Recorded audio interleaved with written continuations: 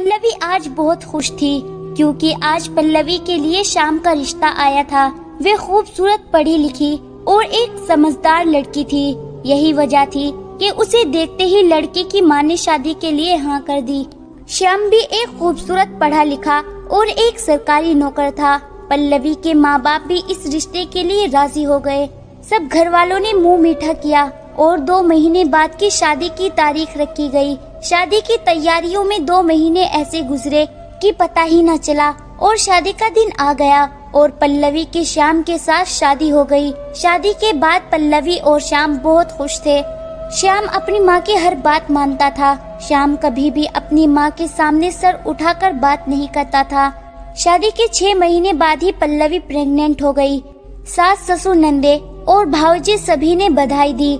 लड़का होगा कहना शुरू कर दिया। पल्लवी की सास जब भी उसको लेडीज डॉक्टर के पास ले जाती तो डॉक्टर को मना कर देती कि वो ये न बताए कि लड़का है या लड़की। उन्हें पूरा यकीन था कि लड़का ही होगा।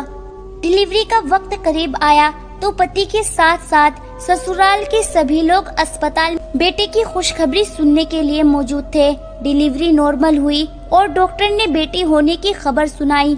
ये सुनकर पल्लवी की सास का मुंह बन गया। पल्लवी 2 दिन बाद जब घर वापस आई तो खबर मिली कि घर के हालात पहले जैसे नहीं रहे। वे सास जो इतना प्यार करती थी आज वे मुंह फेर कर बात कर रही है। खैर, श्याम का व्यवहार पल्लवी के साथ पहले जैसा ही था। श्याम पल्लवी और अपनी बेटी का बहुत ख्याल रखता था। अगले साल पल्लवी फिर दोबारा से प्रेग्नेंट हुई। इस बार भी ससुराल वाले लड़का होगा कह रहे थे। ऊपर वाले का करना ऐसा हुआ कि दोबारा भी लड़की हुई। इस बार सास के साथ साथ नंदों ने भी पल्लवी से मुंह मोड़ लिया था और पल्लवी उनके बीच में रहकर उनका रवैया देखती रही। पल्लवी ने ऊपर वाले का शुक्र अदा किया कि डिलीवरी नॉर्मल हुई, वरना ससुराल वाले ऑपरेशन पर उठने वाला खर्चा भी बातें सुना कर निकलवा लेते। पल्लवी के पापा ने जब पल्लवी की सास से बात की कि लड़का हो या लड़की, ये तो ऊपर वाले के हाथ में है। आपको तो ऊपर वाले का शुक्र अदा करना चाहिए कि उन्होंने आपके बेटे को बे औलाद नहीं रखा। पल्लवी की सास ने बजाय बात को समझने की उल्टा उन्हें ही बहुत सुनाई और फिर चुपचाप फोन काट दिया। 1 साल फिर गुजरा तो पल्लवी तीसरी बार फिर माँ बनने वाली थी, लेकिन उसको डर था कि कहीं फिर से लड़की ना हो जाए। अब ससुराल वालों ने पल्लवी को ये कहकर मायके भेज दिया कि अगर तुम्हें बेटियां ही पैदा करनी है तो डिलीवरी का खर्चा भी तुम्हारे माँ बाप और भाई ही उठाएंगे। श्याम ने माँ से बात की कि ये सब गलत है, तो माँ ने उसको ये कहकर चुप कर दिया, तू बहुत बदल गया है, लेकिन बस अब बहुत हो गया। अब या तो तू अपनी पत्नी के साथ रह या मेरे साथ। श्याम खामोश हो गया। पल्लवी को उसके घर भेज दिया। पल्लवी के माँ बाप जो पहले ही सब कुछ जानते थे, वे अपनी बेटी को दुखी नहीं देख सकते थे। वे तो अपनी बेटी को हर खुशी देना चाहते थे। तीसरी बार भी बेटी हुई। बच्चे के पैदा होने के बाद पल्लवी को उसके ससुराल से उसको कोई नहीं देखने आया। 1.5 महीने की बच्ची को पल्लवी उठाए घर वापस आई तो उसके लिए जमीन बहुत तंग हो चुकी थी। सास उठते बैठते पुरानी बातें निकाल कर ताने देती। कभी बारात के खाने को खराब कहा जाता तो कभी दहेज को बुरा कहा जाता। घर के हर काम को खराब कहा जाने लगा। उसके पकाए खाने भी अब बुरे लगने लगे थे। पल्लवी बहुत सब्र करती थी और चुपचाप सुनती रही। ज्यादा मेहनत और सास ससुर की खिदमत करके सास ससुर का दिल जीतना चाहती थी। सारे घर का खाना पकाना और खाना उतार कर देना, बर्तन धोना, कपड़े धोना और सफाई करना, बस घर का सारा काम पल्लवी के सर था। अब तो श्याम भी पल्लवी से दूर दूर रहने लगा था। दिवाली आई तो सभी सामान निकालकर पल्लवी ने सीढ़ी पर चढ़कर पंखे साफ किए।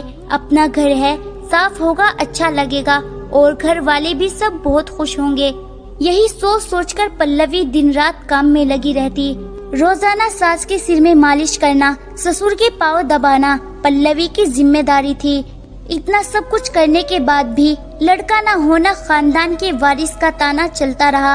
अब तो घर में श्याम की दूसरी शादी की बात भी होने लगी थी। श्याम भी अब दूसरी शादी के लिए तैयार हो गया। पल्लवी की हैसियत उस घर में बस एक नौकरानी जितनी थी। पल्लवी की पहली बेटी 5 साल और दूसरी बेटी 4 साल और तीसरी बेटी 1.5 साल की हो चुकी थी। पल्लवी की बेटी भी पल्लवी की तरह खूबसूरत और मासूम थी। वे कमरा बंद करके अक्सर आंसू बहा लिया करती, जिसकी वजह से उसका बोझ थोड़ा कम हो जाता था। चौथी बार जब पल्लवी गर्भवती हुई और पल्लवी ने भगवान से खूब रो रो कर प्रार्थना की। जैसे जैसे डिलीवरी के दिन करीब आते रहे और ये डर उनके दिल में बैठता चला गया, कहीं फिर से लड़की ना हो जाए। वे हर वक्त यही प्रार्थना करती कि उसे एक लड़का हो जाए। वे हर वक्त यही सोचती कि अगर लड़की हुई तो क्या होगा। जब डिलीवरी का वक्त करीब आया तो उसे ये कहकर उसके माँ बाप के घर भेज दिया गया, अगर इस बार भी लड़की हुई तो तुम्हें हमारे घर वापस आने की जरूरत नहीं है, तलाक के पेपर तुम्हें घर भेज दिए जाएंगे। श्याम ने भी पल्लवी से मुंह मोड़ लिया था। वे रोती हुई अपनी बेटियों को लेकर चली गई। उसकी माँ उसको लेकर एक प्राइवेट अस्पताल में पहुंची।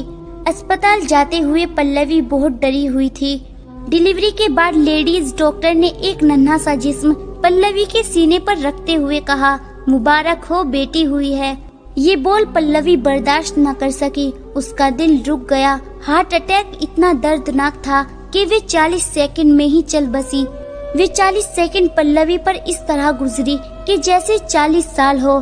40 सेकंड में पल्लवी सोचती रह गई कि लड़की पैदा करने में क्या गुनाह है, मेरे 3 बच्चियों ने क्या गुनाह किया है, और ये जो अभी 40 सेकंड पहले एक बेटी मेरे सीने पर रखकर बधाई दी गई है, इसका क्या गुनाह है। इन 40 सेकंड में पल्लवी ने आने वाले 40 सालों के बारे में सोचा। बिन माँ की 4 बेटियों को कौन संभालेगा, और ये एक बच्ची जिसकी उम्र अभी 40 सेकंड है, ये भी अगले 40 साल तक जुल्म की चक्की में पिसेगी। डॉक्टर ने पल्लवी की लाश को और उसकी बच्ची को उसकी बूढ़ी माँ के हवाले कर दिया। जब पल्लवी के पति और उसकी सास को पल्लवी के मरने की खबर पहुंची तो उन्होंने ये कहकर बात ही खत्म कर दी, जब पल्लवी ही नहीं रही तो वे बच्चियों का क्या करेंगे, आज से वे बच्चियां आपके पास रहेंगी। ये कहकर उन्होंने फोन काट दिया।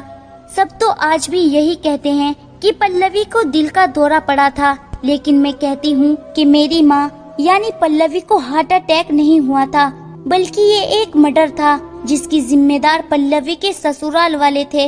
लेकिन इंसाफ कहाँ मिलता, हर जगह सबूत चाहिए होता है। दोस्तों, आपका क्या कहना है इस कहानी के बारे में, कमेंट करके जरूर बताएं। वीडियो को लाइक कर दीजिए और इसी तरह की कहानियाँ लगातार देखने और सुनने के लिए चैनल को सब्सक्राइब करके घंटी को दबाकर ऑल पर सेट कर लीजिए, ताकि आने वाली वीडियो का नोटिफिकेशन आपके पास तुरंत पहुँचे। मैं मिलती हूँ आपसे अगली वीडियो में, तब तक के लिए धन्यवाद।